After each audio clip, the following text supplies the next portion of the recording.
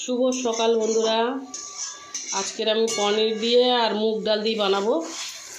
মুগ ডাল এখানে সেদ্ধ হয়ে গেছে, আর এখানে এই যে পনির ভেজে নিয়েছি, ভেজে নিয়ে মশলা দিয়ে কষছি।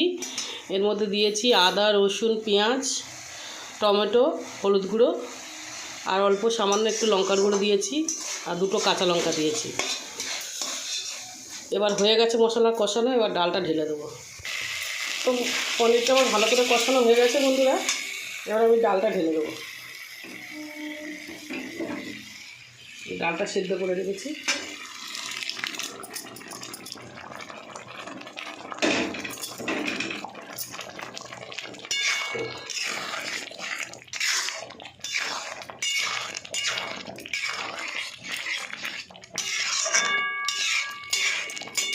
তো এরকম করে আপনারা বাড়িতে বানিয়ে খাবেন বন্ধুরা, খুব ভালো লাগবে খেতে।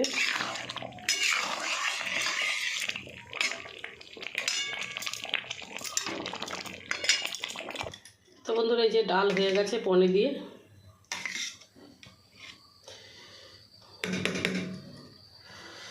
বন্ধুরা ভিডিওটা ভালো লাগলে লাইক, শেয়ার, কমেন্ট করে দেবেন, সাবস্ক্রাইব করে দেবেন বন্ধুরা।